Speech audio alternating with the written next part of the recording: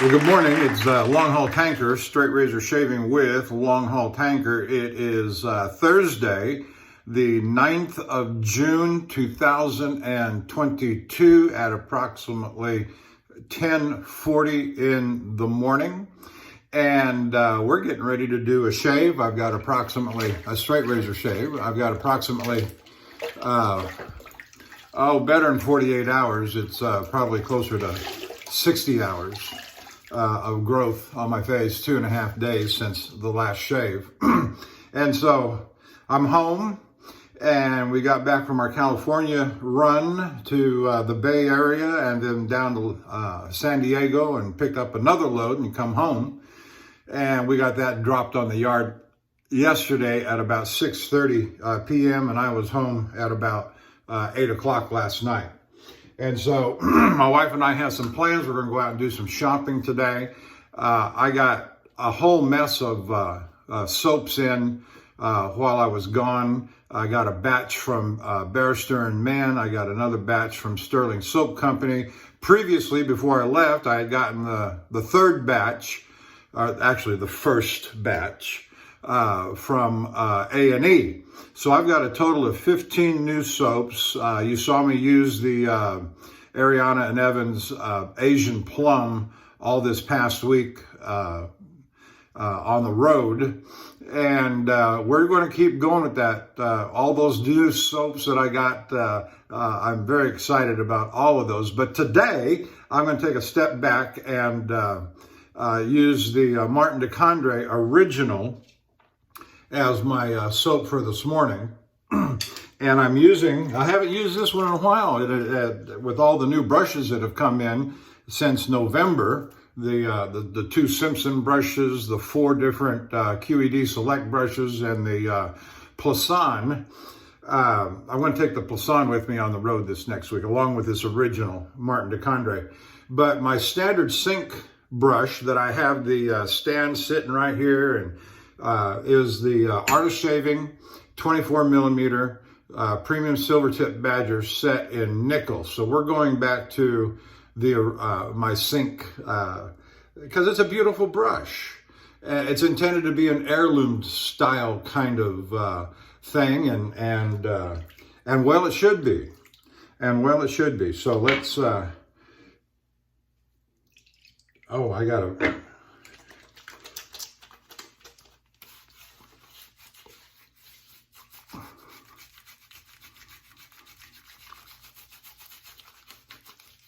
Oh, look at that.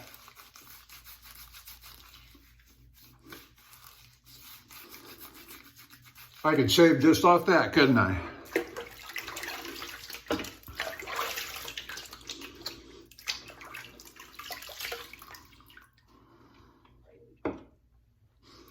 And we've only used this a couple of times. Oops, don't want to lose that.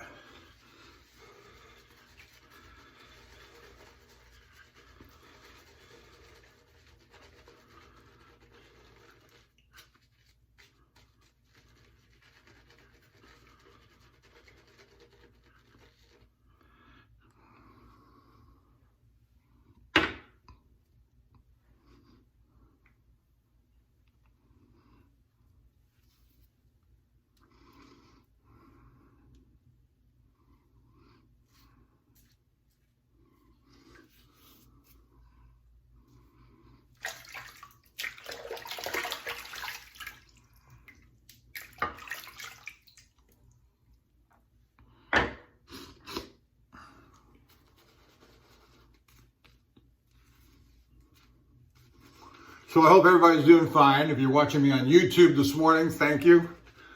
And hit the like and subscribe. And drop a comment. Let me know where you're watching me from. Anything else you'd like to add, keep it respectful, courteous, and polite. And you'll receive the same in return.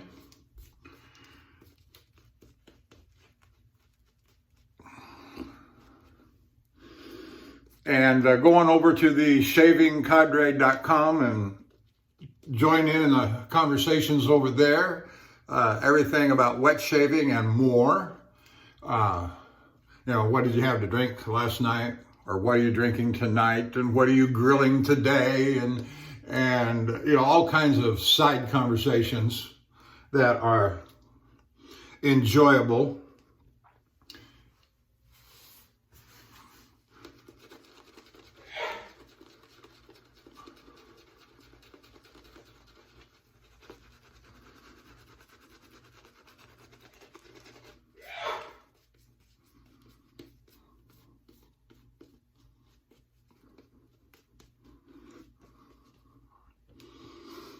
Okay, we'll go with that.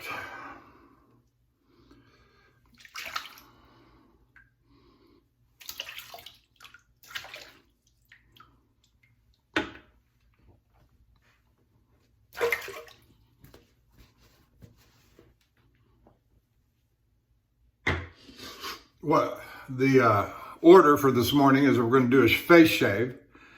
And after the face shave, we'll do a head shave off camera. And then we will come back with a final segment on camera with the application of the refinements. I like that, the application of the refinements. The refinements. Okay, for our razor this morning, oops, I forgot to bring it in. Got it all stropped up on the Kaneyama 80,000. Stand by.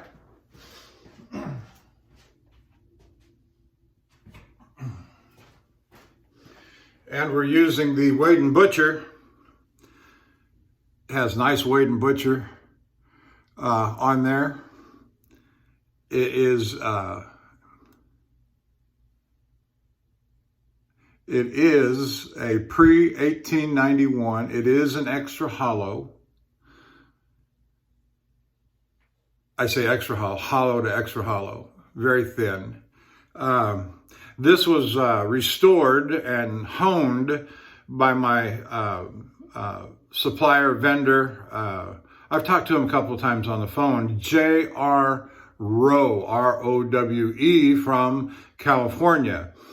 He used to have a prominent, I say prominent to me, he was my primary guy for all my vintage stuff. 2016, 17, 18, I bought numerous razors from him that are just in beautiful, pristine condition. His primary homing method was on the Shapton glass up to 30,000.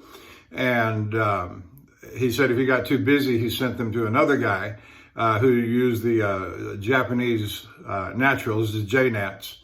But here lately, that last year or so, he's dropped off of eBay and I can't find him anywhere. So I don't know, retired, victim of COVID, etc. Who knows? All right, let's get started. But I miss you, JR. I don't know where you're at, but I miss you.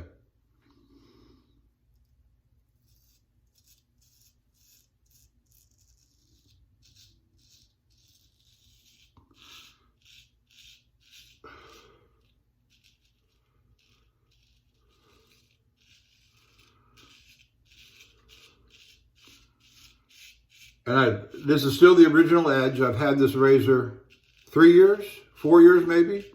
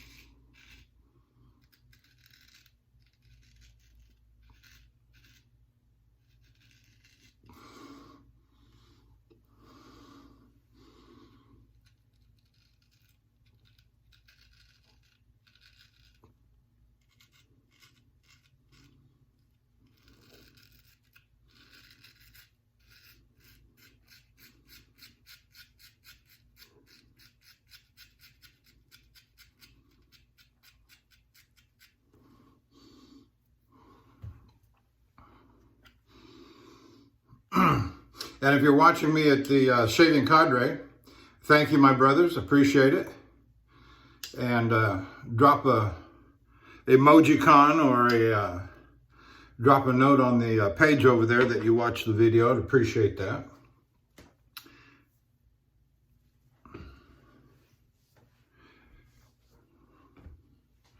So we're going to do a little shopping this afternoon, my wife and I.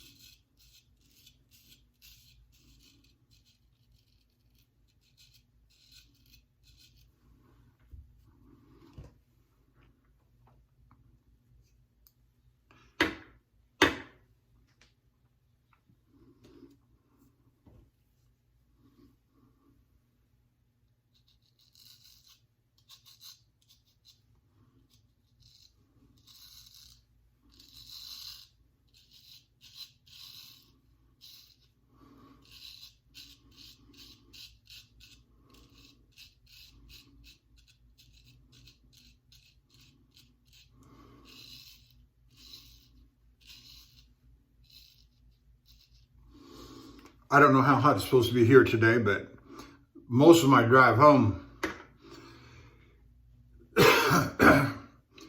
from San Diego out through the desert,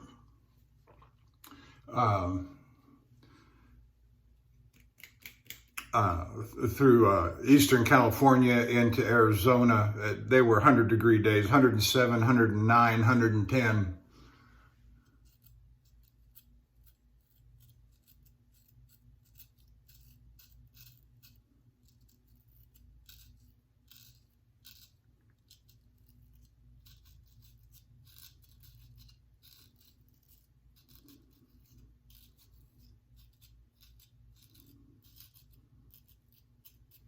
All the way over to San Antonio. It didn't start dropping until I got closer to Houston. It went from 102 down to about 97.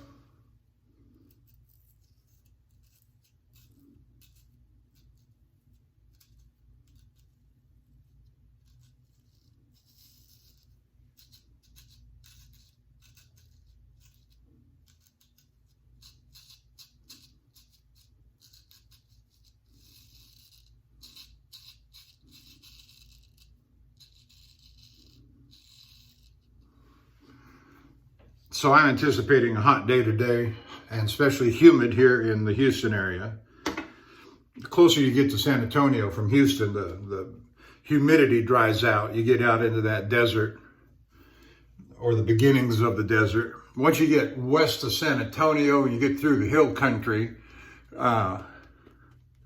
that's where it really starts turning into serious desert. And it's that way all the way to California. No difference. You got some mountains, of course. Las Cruces on I-10, the routing on I-10. It takes you through Las Cruces. You get a little bit of mountains over near Benson, Arizona. You got some mountains. It's just, yeah, so.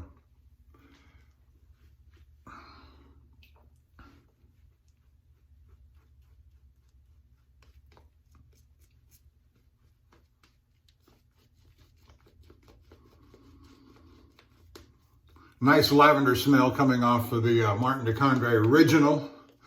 It's not a heavy, and I've compared it in a previous video to Sterling Soap Company's Bergamot Lavender, which is very potent. If that were a 10, this would be more of a 6.57 potency.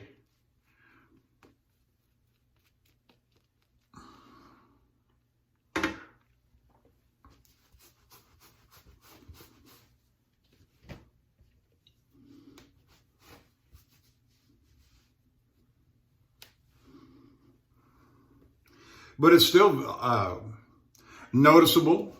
noticeable. It's more than noticeable. You can smell it if your sinuses are clear.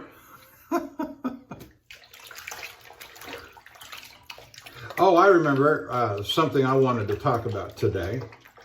It's not like I make notes and keep an outline in front of me of things I want to talk about. These ideas pop in my head and I say, yeah, I need to talk about that. And as a truck driver, on the road, long haul, over the road, long haul driving, I see these things. And so, you know, you go to the safety meetings and they tell you, watch for this, watch for that, be careful of this, be careful of that. And you begin to see on the road these things unfold in front of you, or the aftermath as you come upon them. And that is, and these comments, while could be directed toward both truck driver and four-wheeler alike, I want to address the remarks more toward the four-wheeler and the average pedestrian driver who doesn't take the safety courses, who doesn't, frankly, pay attention. That's the details in a lot of ways. But let me keep going here and we'll talk more.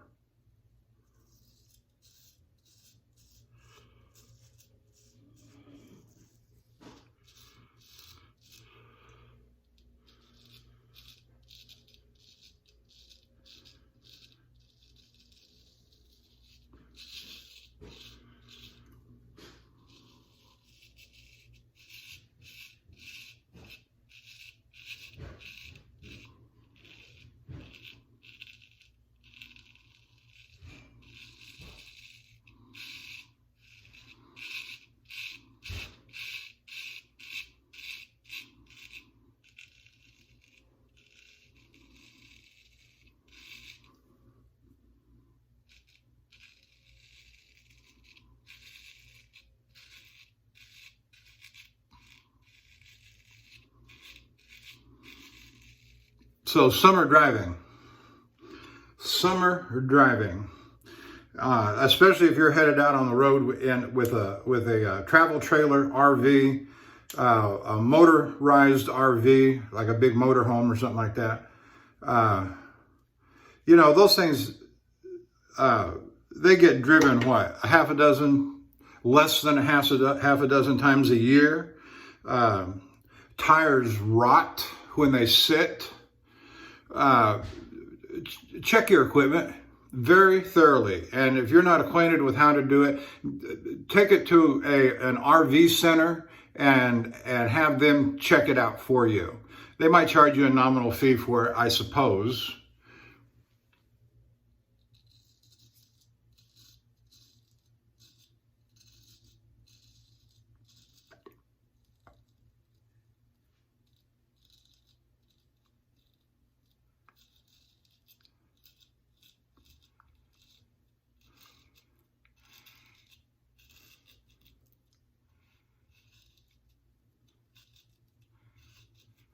And it's common enough for a truck and trailer, semi, that the tires blow out. You see the remains, what we call gators, sitting alongside the road all the time, from the retreads and the tread that's blown off and sitting alongside the road. But if that happens right next to you, or you become the obstacle because you didn't check your equipment, or you didn't stop and check, technically, legally, as a hazmat driver, if I'm hauling a hazmat load that is placarded on the trailer as hazmat, and you see them, gasoline and poisons and corrosives and so forth, you see them placarded, the trailers.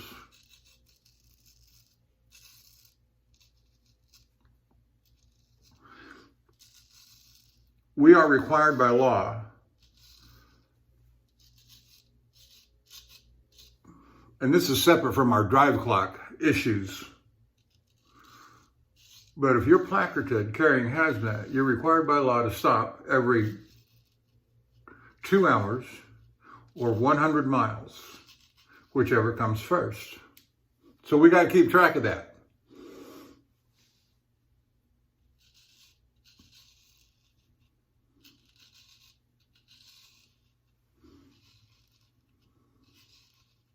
And if you've ever driven through a truck stop, which is not a bad experience for you four-wheelers, go drive through a truck stop, back where the trucks are parked, and just go circle through there and just see what you see. But you might see a truck driver out there with a hammer or a billy club of some sort, and he's going to go knock his tires. Now, technically, he's supposed to check his tires with an air gauge to check the actual pressure and not just thump them and make sure they're not flat.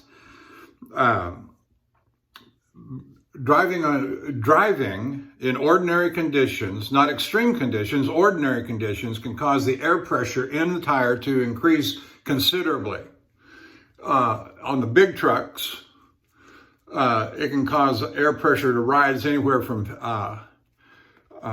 15 to 20 psi over standard, over normal.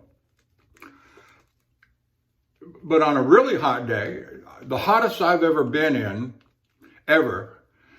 is in the Phoenix area on the south side of Phoenix, where that Love's is. I forget, not Eloy, but the one just Candre, I think it is maybe.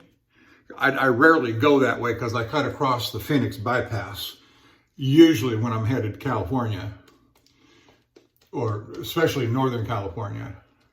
No, if I'm staying in Southern California, I'll stay on I-10 and I-8 and not go through Phoenix. And then I'll rejoin I-10 when it comes up past, 85 bypass, goes out past the Maricopa County Prison and comes up there by Buckeye and rejoins I-10. That's a nice road. I like that road. I hate what they've done with that pilot. The original was an independent. Right there at Gila Bend, there's a pilot fuel stop, truck stop. And it used to be an independent, and Pilot bought it here about a year ago. And it was an independent, and they had the most beautiful, decorative Mexican art. Let me say it that way. And it was just beautiful. I had statues of dinosaurs and all kinds. It was just a beautiful stop, entertaining. Pilot bought it and turned it into a corporate box.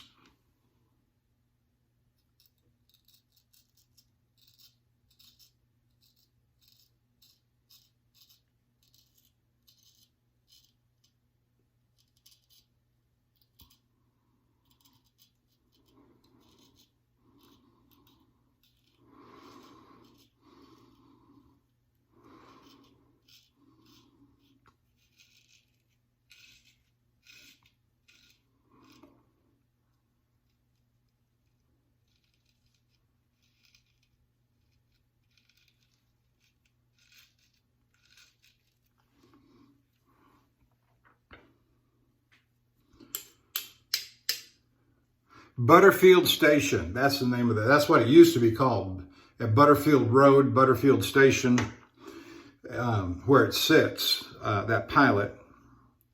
But it used to be called Butterfield Station.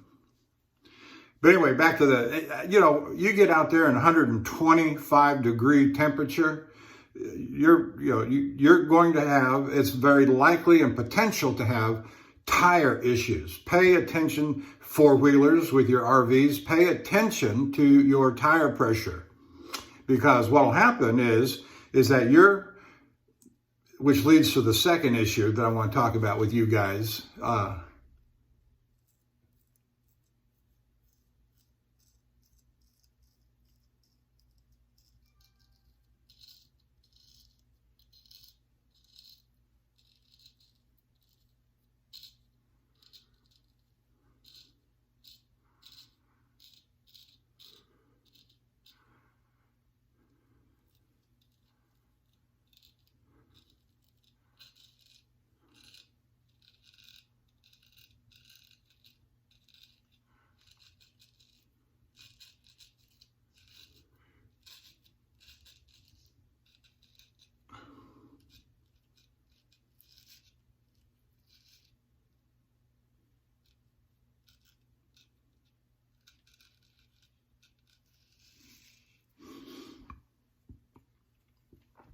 you're going to have a blowout on one of those small tires on the RV.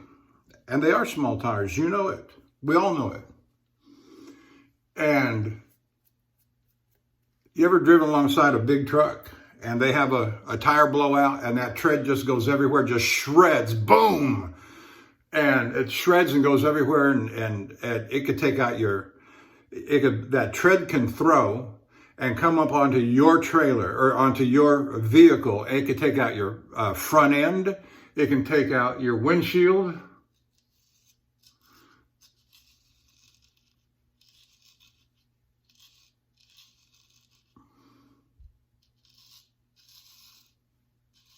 You lose control, whether it's my tire or your tire, you're going to lose control. If it's my tire and it hits you when it shreds, you're going to lose control because you're not experienced.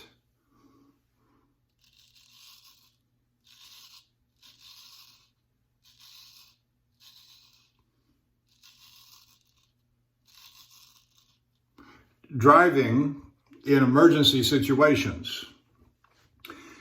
We're only experienced driving in emergency situations because of the vast amount of experience that we have. It's not like we get special training in an electronic box, like airline pilots or something. We don't. There are those available, but we don't have them. Only the really big companies, and I don't even know who qualifies to go train in that kind of thing.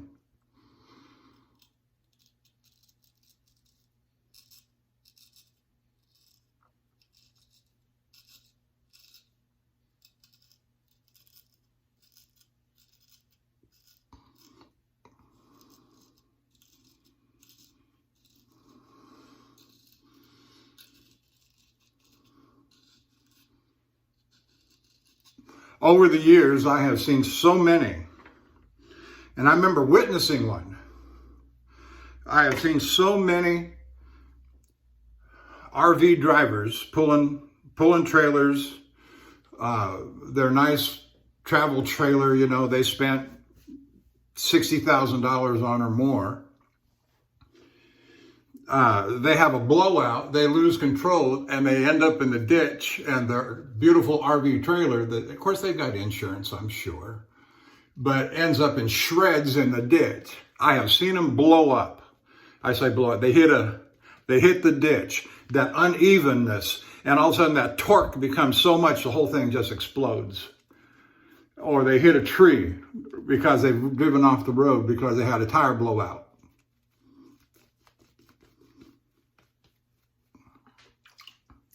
Now, ordinarily, an accident's an accident. You got a tire blowout, an accident's an accident. Insurance will cover it. Nobody hurt, great. But the fact remains, you're probably driving too fast for experience and conditions. You're not used to pulling a heavy load. Not that an RV is especially heavy, but it's heavier than what you're used to driving. You have minimal experience going out 4 or 5 times a year, maybe, if that. And so this thing sits in a rented storage space or in your backyard most of the time, and you're not driving it.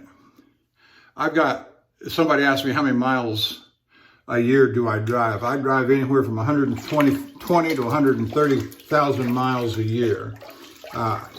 On average, I'd say I have maybe 1 or 2 blowouts a year that I've got to deal with.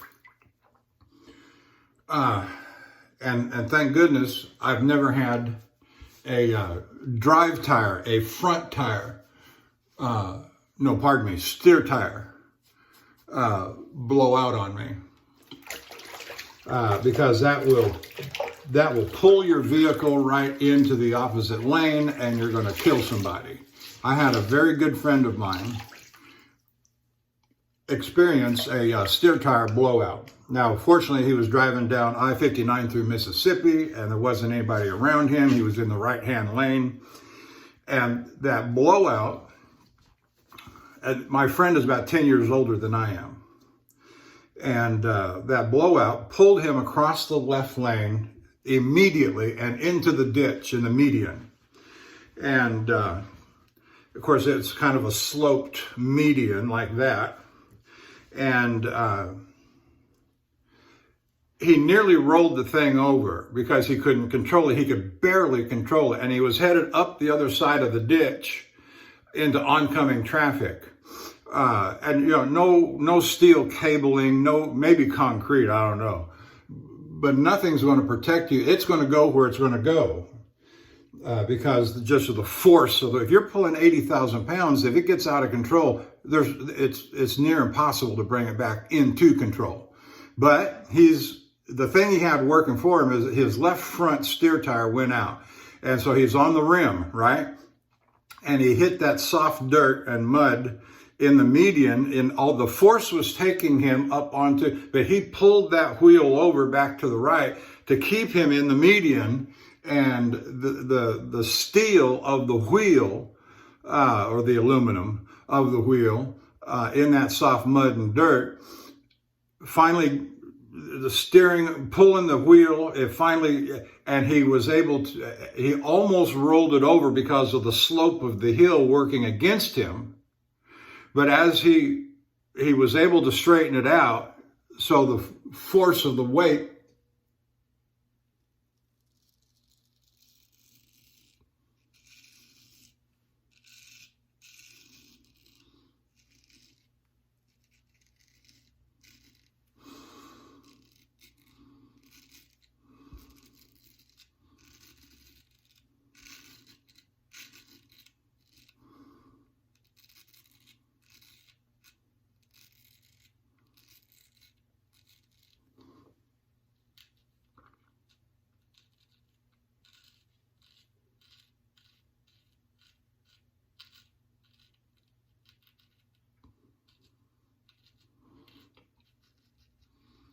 the force of the weight and the slope of the terrain did not roll him over.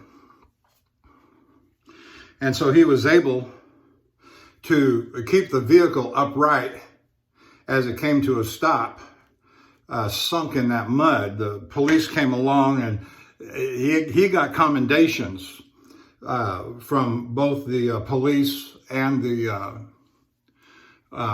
his company's safety department. The whole thing was recorded.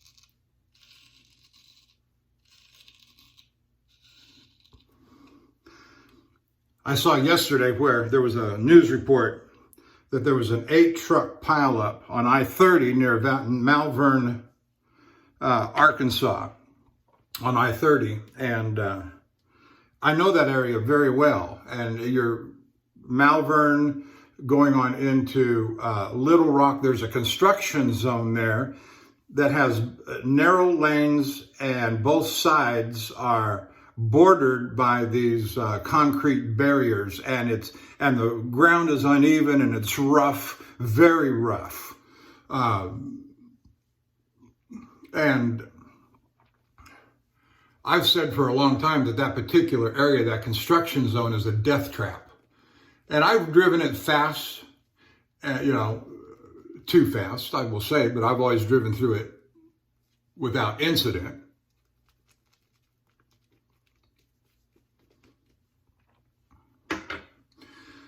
But I know what happened there. Somebody lost control of their vehicle.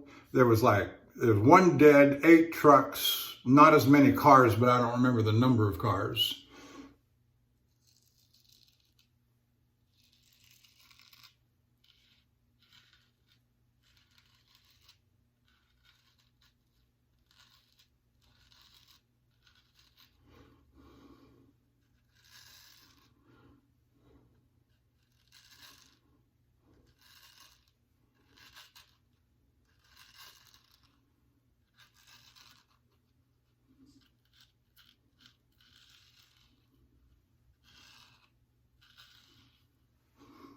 Oh, that's just beautiful. Razor's working wonderfully. Candre is working wonderfully. Everything is working just fabulous. Anyway, so keep control of your vehicle, check your tires, check your equipment. And the other thing I want to mention, might be a little more sensitive, but I'm going to bring it up. And that is, if the speed limit, if you're pulling a RV, motorhome, trailer, if you're pulling an RV and the speed limit is 65 miles an hour, let's say 65, yeah, we'll just go with 65 because most trucks, not all trucks, but all big company trucks are speed limited at 65 miles an hour, anywhere from 62 to 68 miles per hour. Our company happens to do 64 miles. I know another company based out of Lafayette, Louisiana, they limit their trucks at 67. And, or they used to anyway.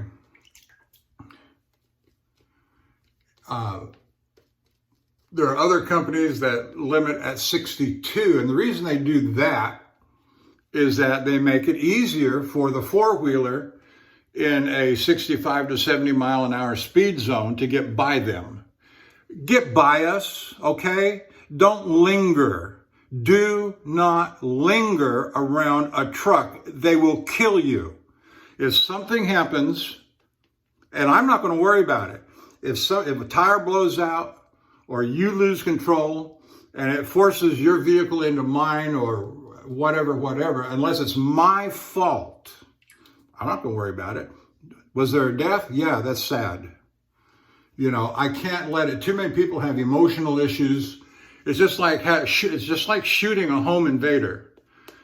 If you have a firearm and you're going to prepare yourself to shoot a home invader, you don't worry about it. You can't worry about it.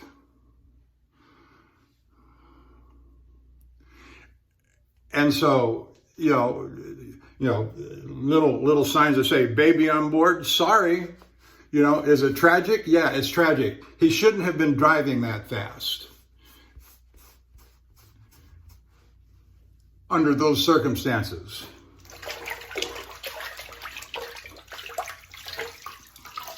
He didn't know his equipment. His tires were bad. His recaps were ready to blow on the trailer, the small tires I'm talking about. And when he blew, he swerved right in front of me. I'm going 65 miles an hour with 80,000 pounds. I want to wipe you out, every one of you. And not shed a tear.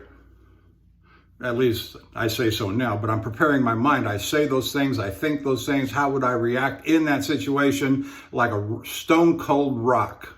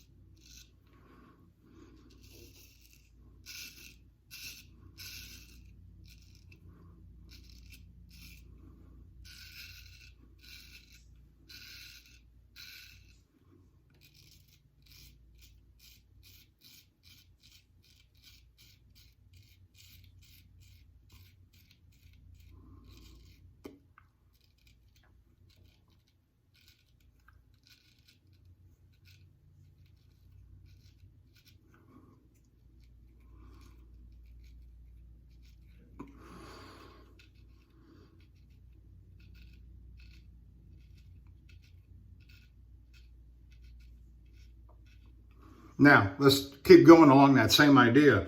Do not linger around a truck with your RV trailer. Even if you're not pulling anything, you're just a four-wheeler out for a nice Sunday afternoon drive, like my folks used to do years ago.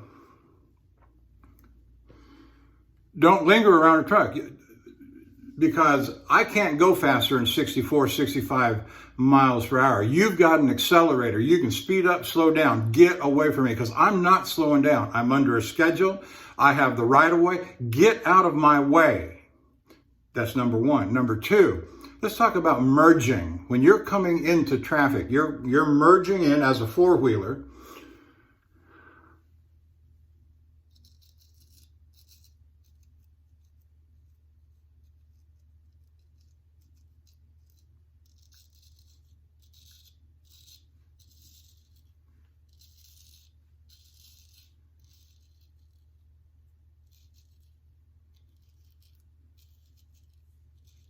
A merging lane is the only place in America, in all 50 states, where there is no speed limit. Accelerate and get out of my way. Get up to 100 miles an hour if you have to, and get out of my way. About a quarter mile up or so, you're going to come across your next speed limit sign. Check me out and see if I'm not right. About a quarter mile up, half a mile up, you're going to come across your next speed limit sign to remind you you are now under a speed limit. But that on-ramp, no speed limit. Get out of my way. Speed up, slow down, but I have the legal right to be in that space, at that speed, at that time, and you don't.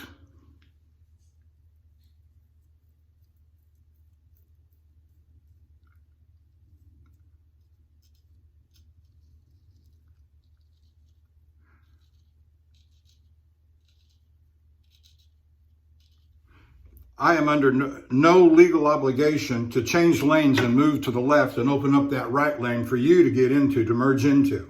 I am under no legal obligation. Even if the left lane is wide open.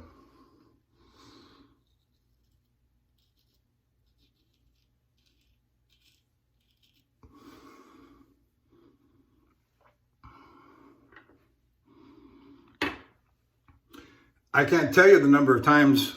Now, you got somebody coming up on my left. I'm in the right lane. I got somebody coming up on my left in the left lane. They might be 20 yards behind me, 50 yards behind me. Unless it's wide open, I'm not changing lanes. I'm staying right there. I'm maintaining my pace, my speed. And you're coming on from the right. And why would you linger off my right fender? Off my right door? Why would you do that? And then you get to the end of your acceleration lane, your merge lane, you get to the end of it and you blow your horn at me. What sense does that make? I have the legal right to be there. I didn't get over for you because I've got somebody coming up on my left. And even if I didn't, I have the legal right to be there.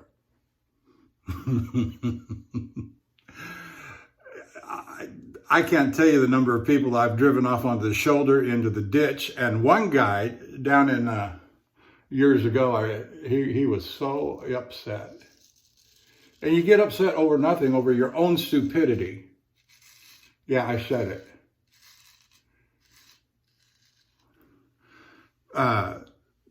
The acceleration lane was coming to an end and there was a concrete barrier at the end of it. And he was just lingering there, and I was blowing my horn, and he was expecting me to get over, and I didn't, and his lane's running out, and he about went headlong into that concrete barrier. Why?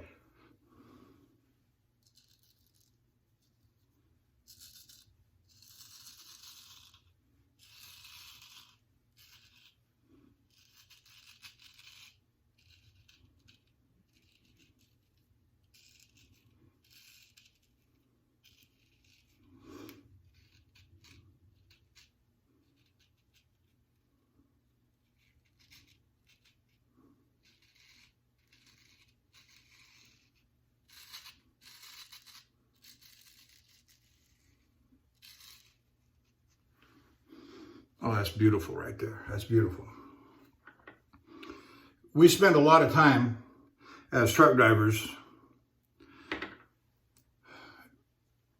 under FMCSA rules and regulations, Federal Motor Carrier Safety Administration. We spend a lot of time going through safety classes,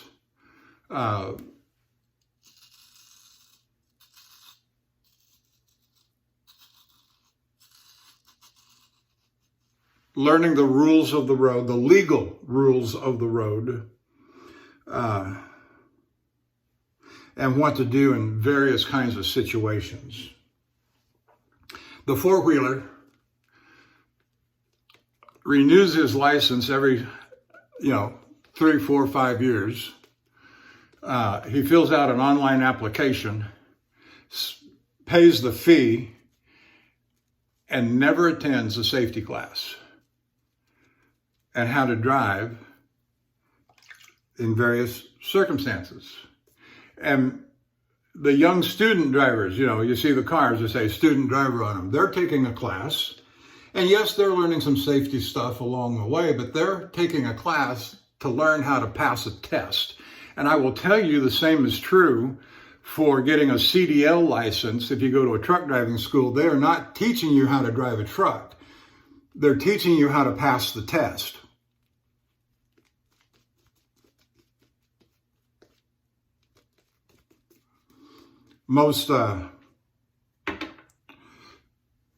I've been to 2 different trucking schools. The first time I was in trucking in 2006, and the second time I came back after I let my CDL lapse in 2012. And the attitude was the same in both times in both schools, one in San Antonio and the other one in Beaumont, Texas. And that is, we're teaching you how to pass the test. And we're going to teach you certain basics on how to drive the truck so you can pass the test. Okay, like backing, turning, making, especially right-hand turns are the most critical when driving a truck. And then you get your license, you pass the test, you get your license, and you get to the company you're going to go to work for, and you usually have anywhere from a 2 to 8 week period of training where you're matched up with a trainer in a truck driving on the road. I got things to say about that, but they're not all what, it's not all that it's cracked up to be. And so you've got a rookie out on the road who has minimal training. Where was I going with all this?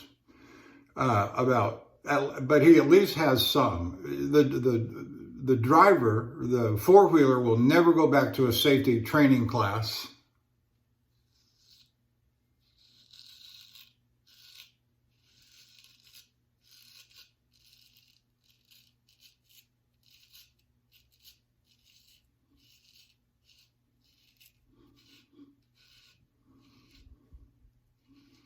After high school driver's ed. Think about that. A 40-year-old man, woman, whatever, not going back for a driver's safety class after high school ed, driver's ed.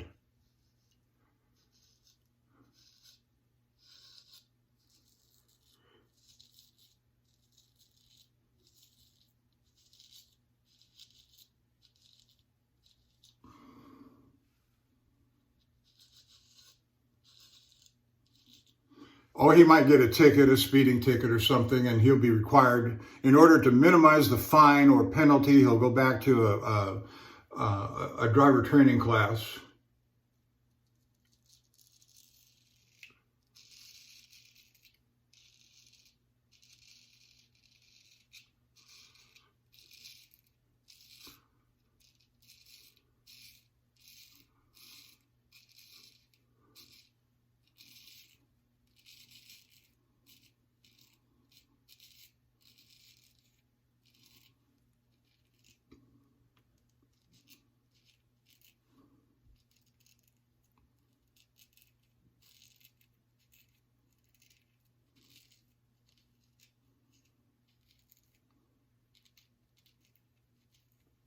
I'd recommend to everybody that they go over to YouTube and watch the, 6, 8, 10 parts of the Smith driving system for safety, Smith driving system.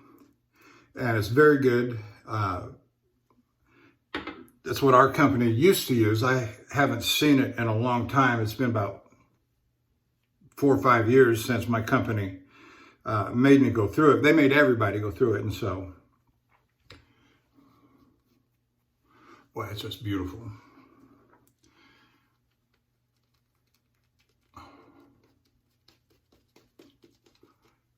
But go watch that series, and even other than the Smith driving system, I have seen nothing out there that teaches the four-wheeler how to drive around trucks. Stay away from the trucks.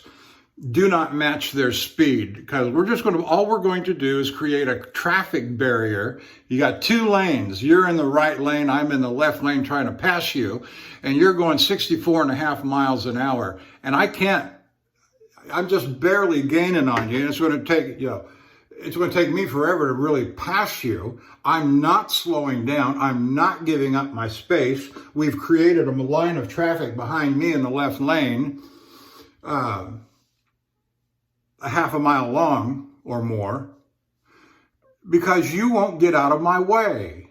Now you might think, well, he can just slow down. I'm not slowing down. I've got a schedule. I've got a maximum speed. I'm going, and I'm not, frankly, I don't care about the traffic behind me, and I don't care about you. I'm just going to hold my lane and go.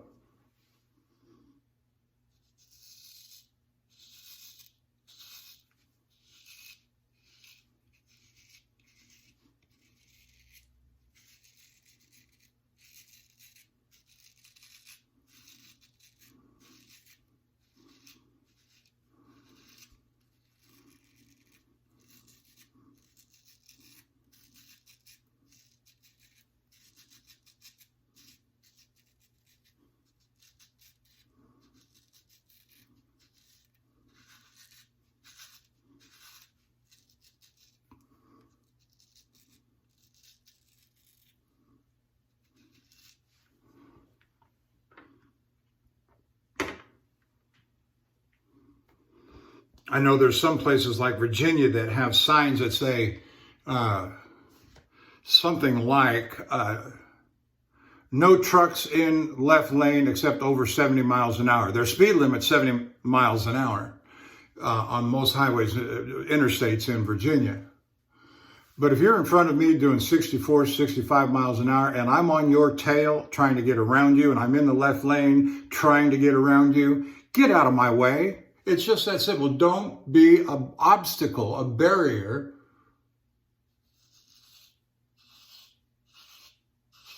to a truck's progress. Now, back to the primary.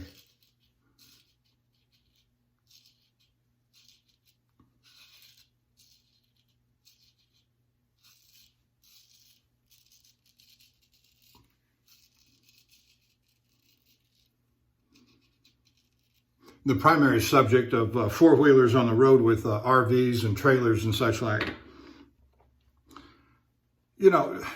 Drive safely, check your equipment, and again, stay out of the truck's way. Don't be an obstacle. You're driving an oversized vehicle, not with not a lot of experience, if any experience, driving that vehicle except every once in a while. My trailer is 48 feet long. My tractor is 20 to 30 feet, about 20. I don't know exactly.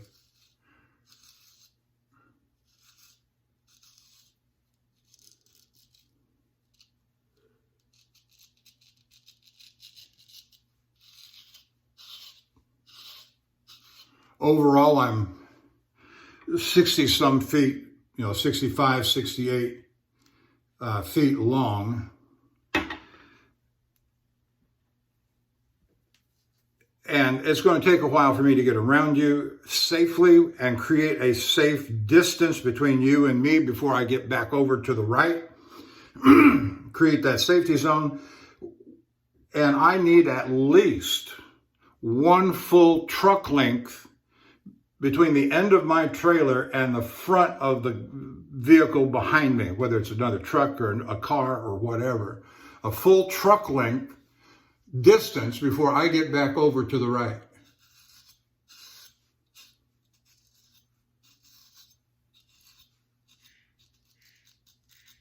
You know what usually happens in that circumstance? as I pass the vehicle in the right lane, I'm in the left lane, vehicle I'm passing is in the right lane. I'm trying to get a full truck length distance between me and the vehicle behind me. I open up that gap, and you know what usually happens, the SOBs? They want to shoot that gap. You got some hot dog who wants to get in the right lane and shoot by me on the right-hand side.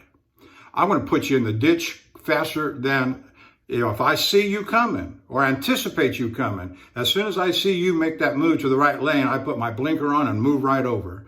And oftentimes vehicles they'll be up on my rear tandems on the trailer. I shouldn't say that out loud, but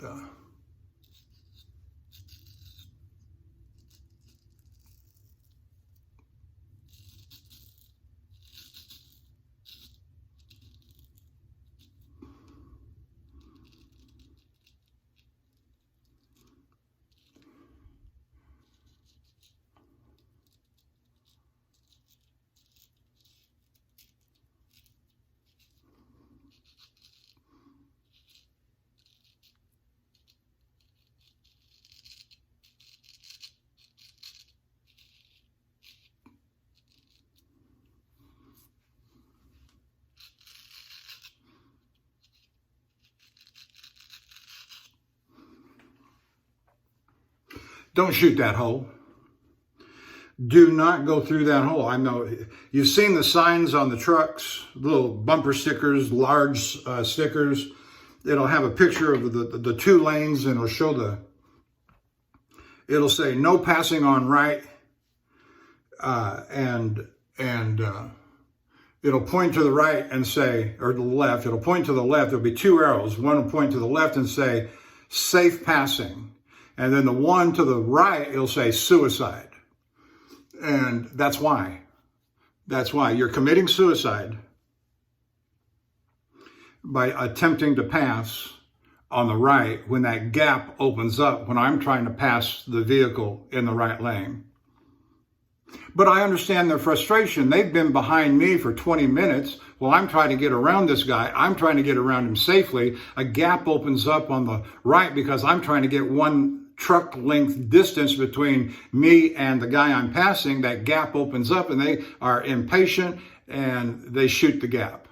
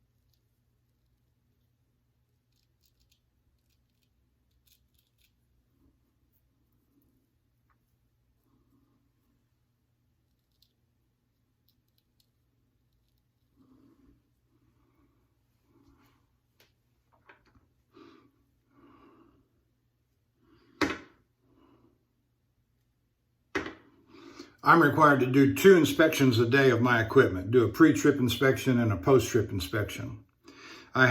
We used to have forms that we had to fill out on each inspection.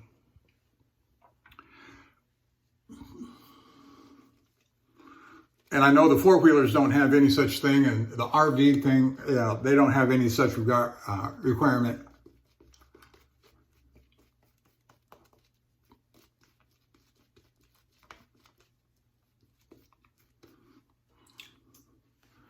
But it wouldn't hurt, folks, to get a checklist. There are checklists available. Use a trucker's checklist.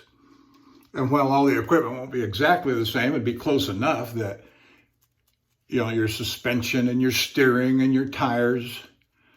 And if you're on the road with an RV vehicle, just make sure it's in safe operating condition and stay out of the way of the trucks.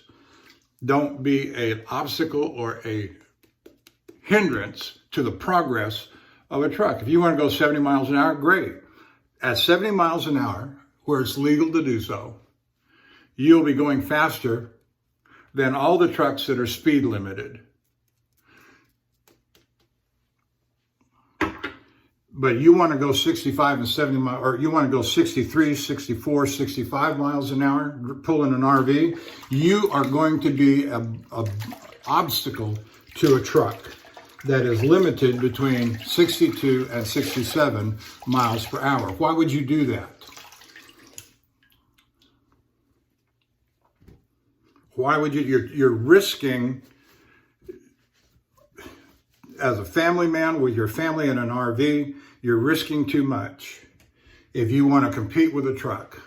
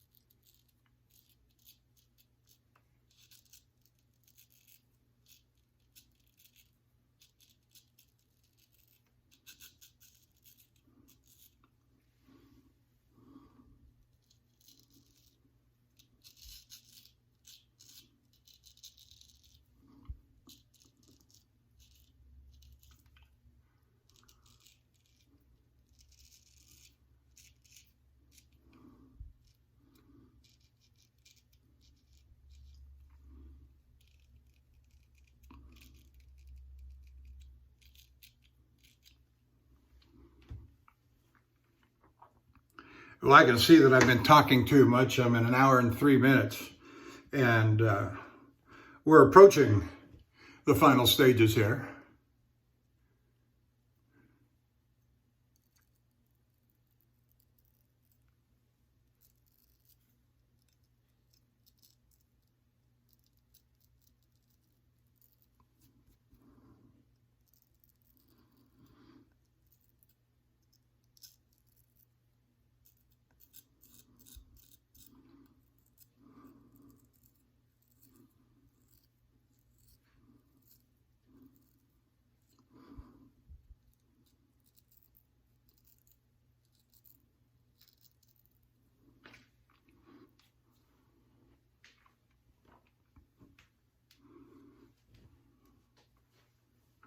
That's pretty much everything I wanted to say about summer safe driving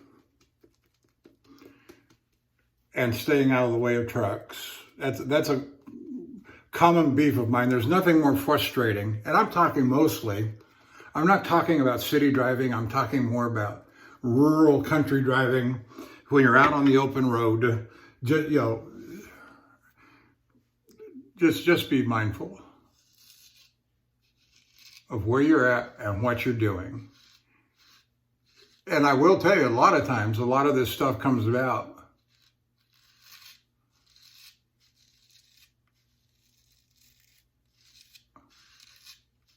because of distracted driving. Now, I'm not talking about equipment failures so much as just driving down your road, oblivious to what's going on around you, And, you know, even as a professional truck driver, I find myself out on the open road, yeah. Sierra Blanca, Texas. You know what's out there? Nothing. Nothing. You got straight road for miles in Sierra Blanca, Texas on I-10.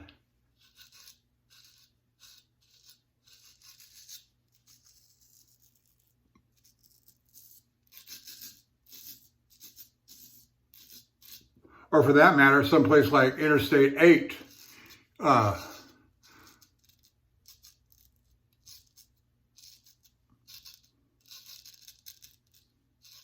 From Yuma,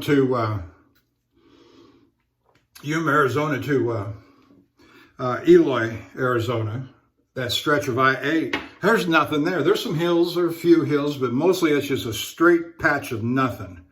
And it's easy to daydream, wander, distraction, you know, mental distraction.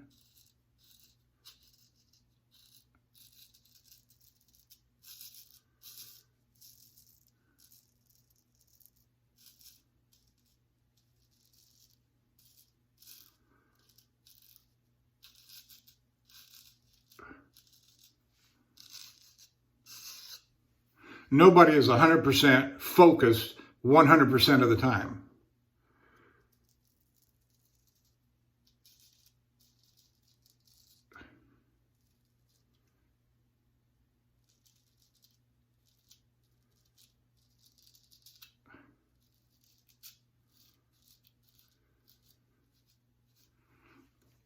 Do the things that are necessary that'll keep you from getting drowsy, whether it's roll down the window or turn the AC on full blast or turn your radio up or whatever, you know, drink coffee, whatever it is that works for you. And you'll have to find out what that is. All right, let's give her a rinse and see how we've done.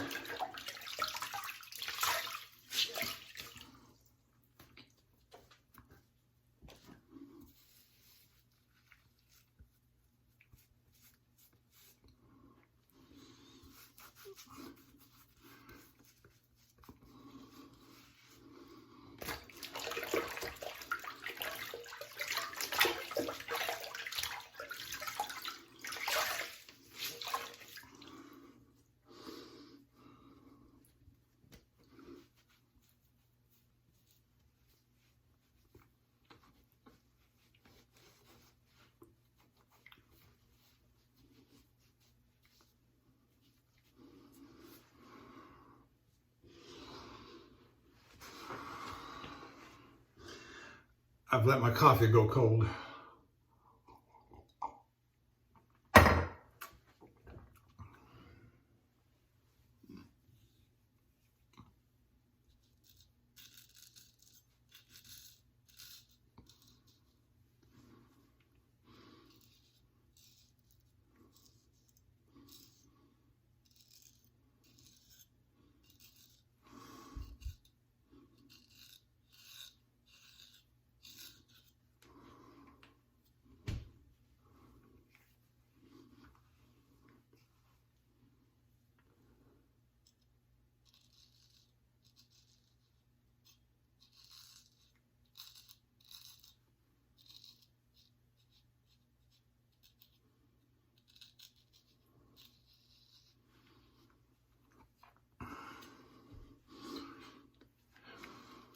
Very good, very good. We're very pleased. Me and the mouse in my pocket, very pleased. We are very pleased with our shave this morning. All right, I'm gonna cut it here. I'm gonna do a head shave. I'll come back in just a little bit with the refinements. See you in a minute. Longhaultanker, straight razor shaving with Longhaultanker. We are back for the application of the refinements. And let's just jump right in here.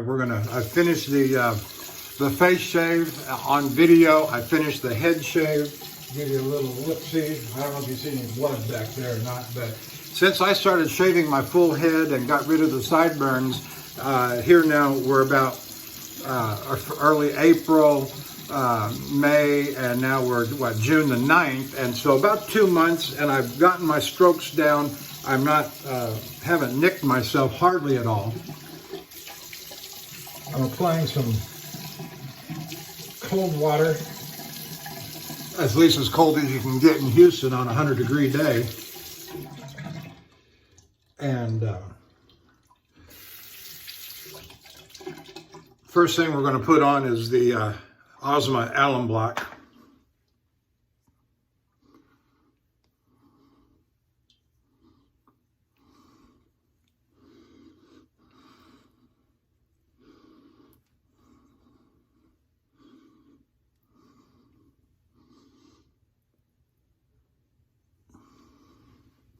Little bit of a sting, not bad, not too bad, but I don't worry about, you know, that sort of thing. I just wanted to, the primary reason the antiseptic, the closing the pores, because by the time what I do on the road when I use the alum block is right after the shave, I put it on, just like I'm doing now. And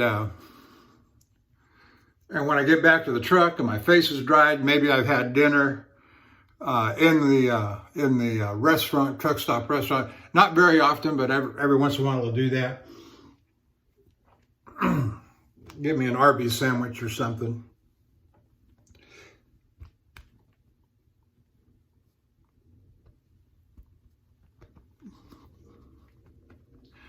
All right. And it takes the sting out when I get back to the truck and put on an Panade aftershave. It takes the sting out. And I mean, yes, who wants to get burned? I do, no. All right, next. Thayer's Lavender. Here's a little side note. When you put something up in front of the camera to show us what you're using, hold it there for a second, please. I see guys come on all the time and they'll go, and that's it. What are you doing? Show us what you're using and hold it there long enough so that we can actually read it. So, Thayer's Lavender, shop more.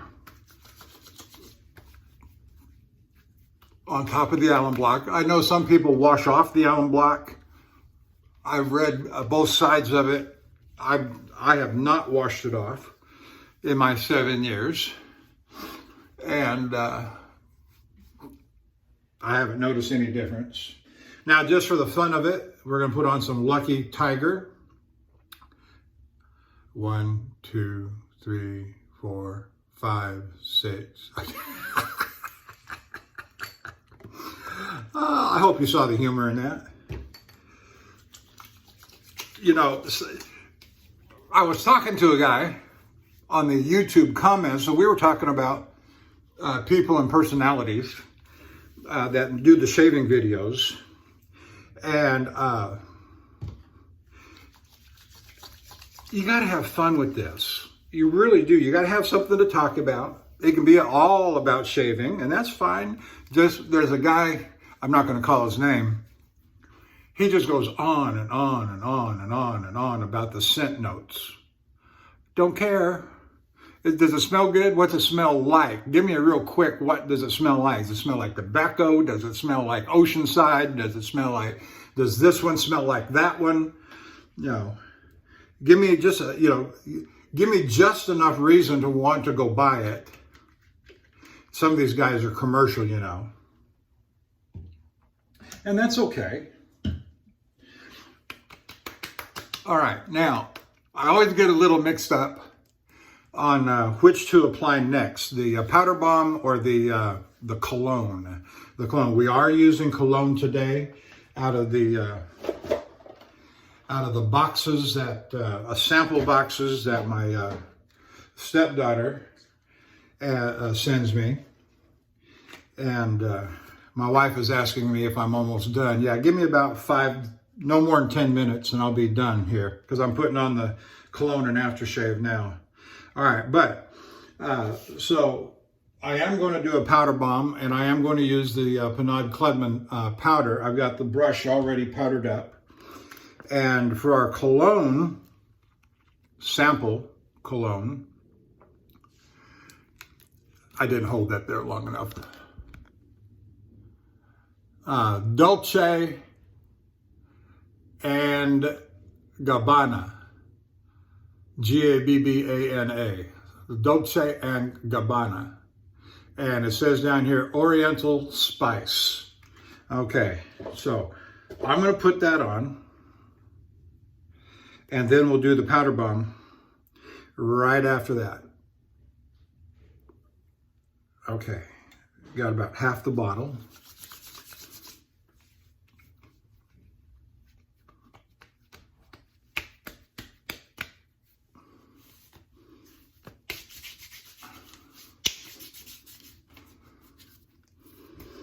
You know, when I put on real nice cologne, which is not very often because I don't have that much of real nice cologne, just these sample boxes and a couple others in there of my own.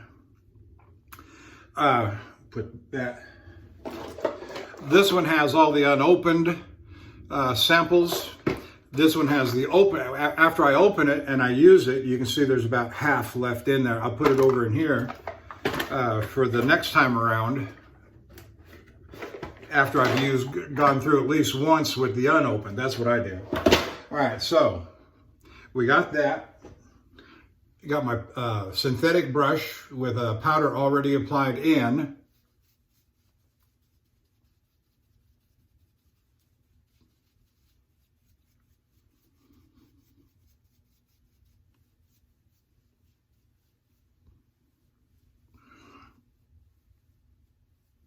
All right.